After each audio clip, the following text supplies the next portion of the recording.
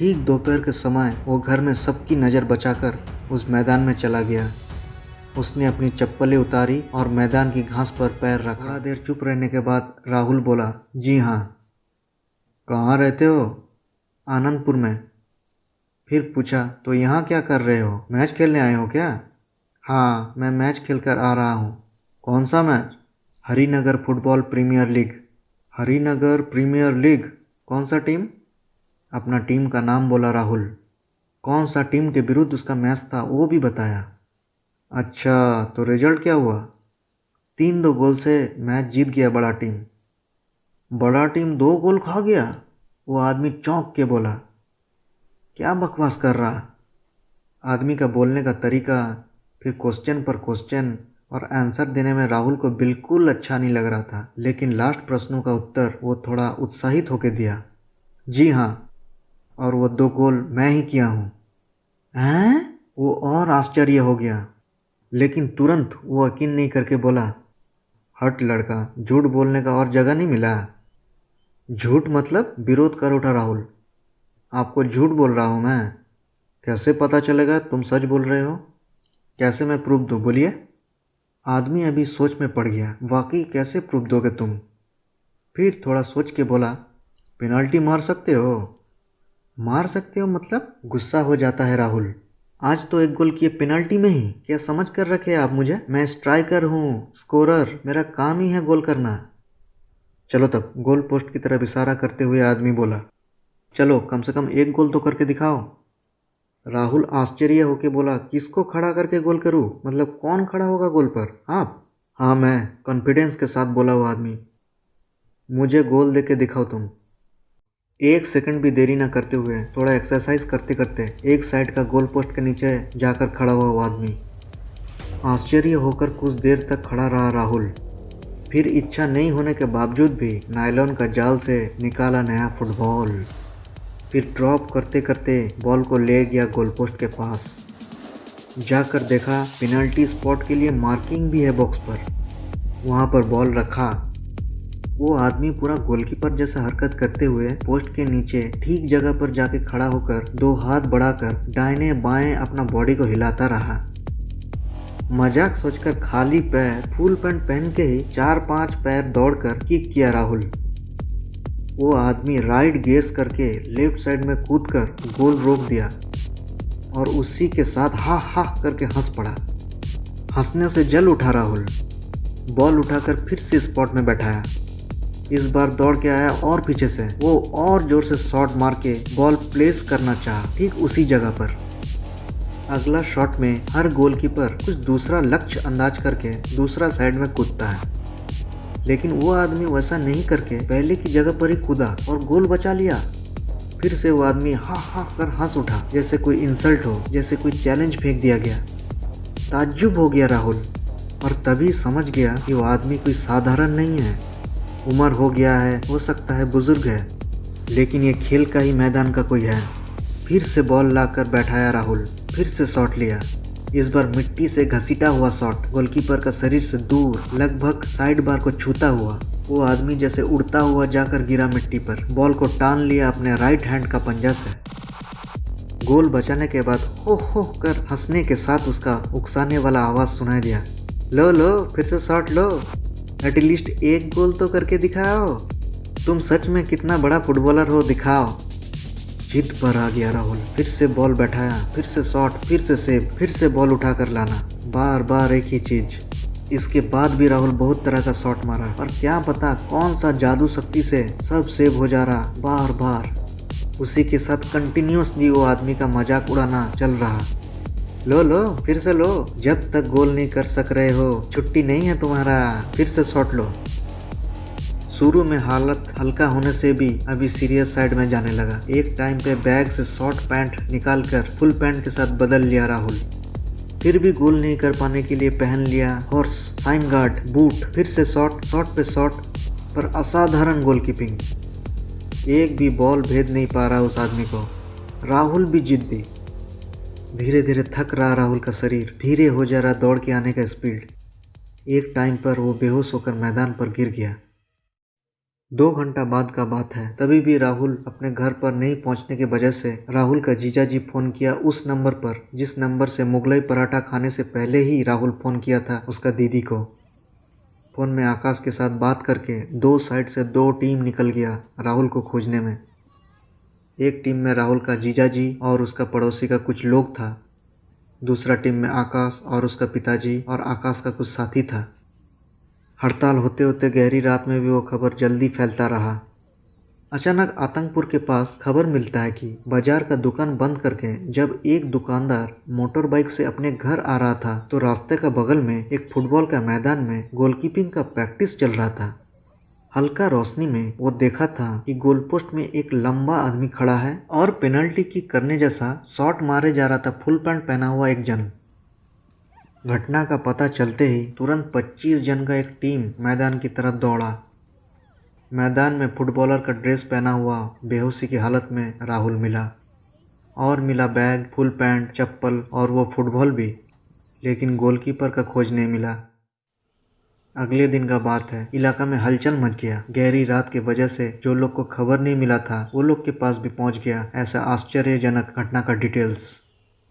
सबका मुंह में आलोचना, जिज्ञासा और खोजबीन कि कौन था वो रात का गोलकीपर जिसको प्रैक्टिस देने उतर गया था ये लड़का। रात को राहुल का हेल्थ कंडीशन को लेकर सब कोई चिंतित था। उसको घर ले आना, डॉक्टर बुला के ट्रीटमेंट कराना, कहीं एडमिट कराना पड़ेगा कि नहीं वो पूछताछ, यही सब लेकर रात कटा था।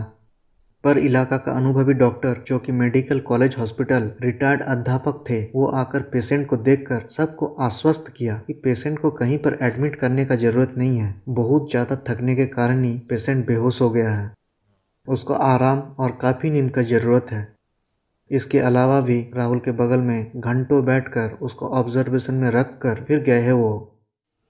सुबह लगभग 11 बजे नींद से उठता है राहुल। उठ के वो ताज्जुब हो गया। दीदी और जीजाजी का मुंह से उसका बेहोश होने का बात सुनकर उसको याद आया पिछले रात की घटना और फील किया कि उसका पैर में बहुत दर्द है, मसल जैसे खींचा जा रहा था। नहीं, उतना ज़्यादा शॉट लेना उसको उचित नहीं हुआ, वो भी इतना डेंजर एक हार्ड मैच खेलने के बाद का कुछ घंटों में ही। घर के सामने इधर उधर बहुत सारा लोग था। होश आने की खबर सुनकर सभी उसका मुंह से वो घटना सुनना चाहा, लेकिन राहुल का दीदी मना कर दिया और बोले डॉक्टर का परमिशन नहीं देने तक उसके साथ बात करना ठीक नहीं होगा।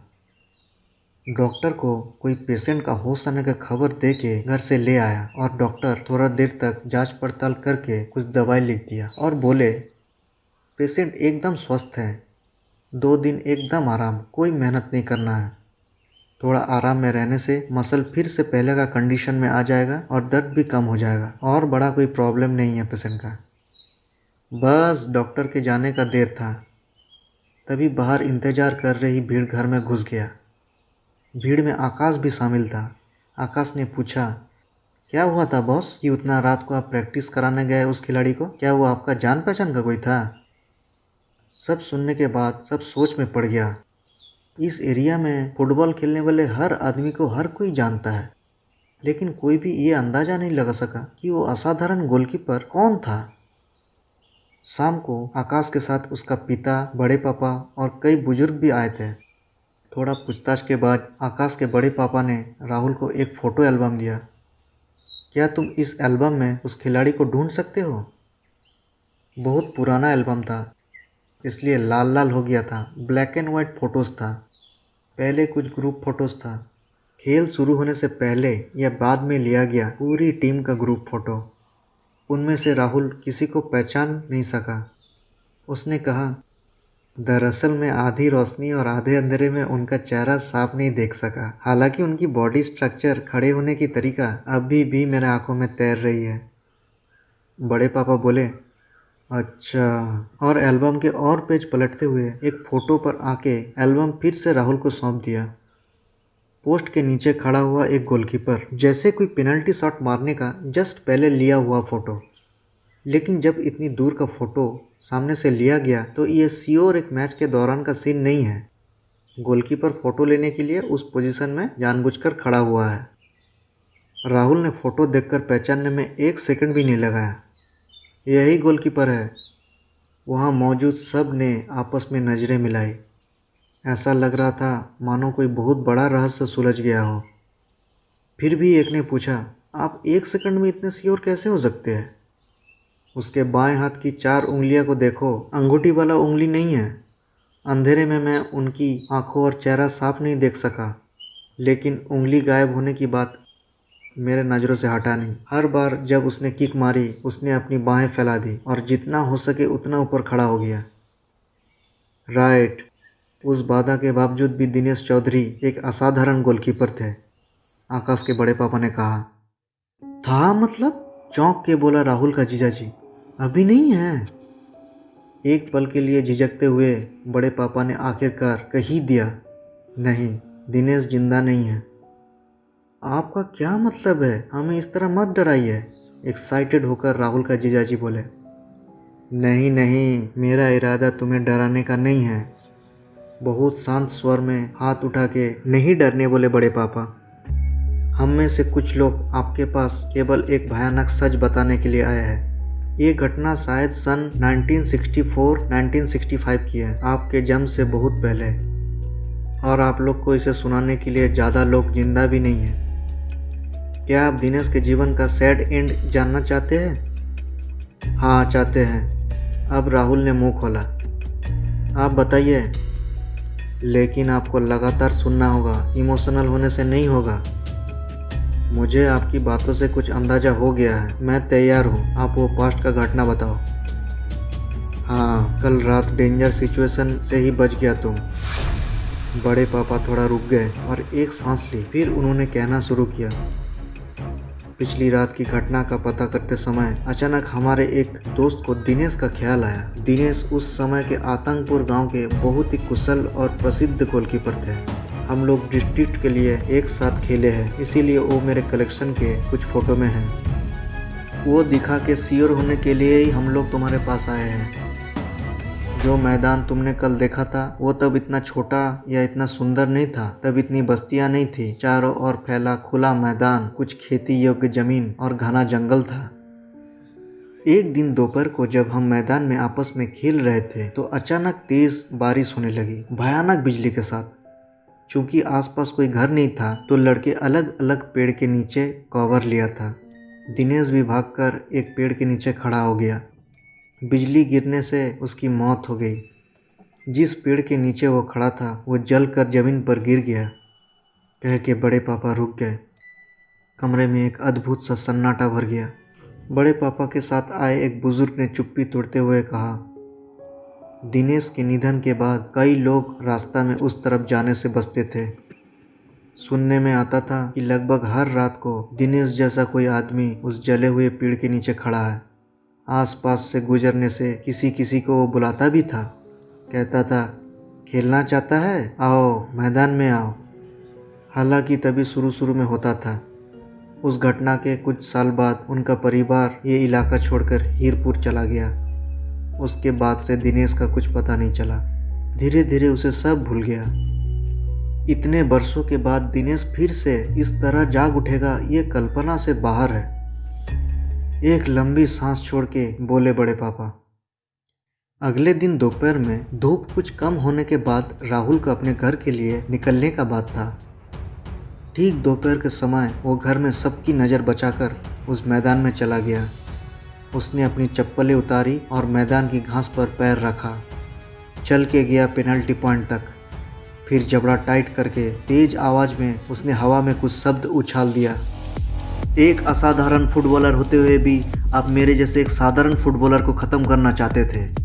आप नहीं कर पाए, मैं भी आपको हरा नहीं पाया, लेकिन मैं फिर आऊँगा और अधिक तैयार होकर किसी एक गहरी रात में। आप रहिएगा, आपको हरा के उस दिन मैं गोल करके ही दम लूँगा।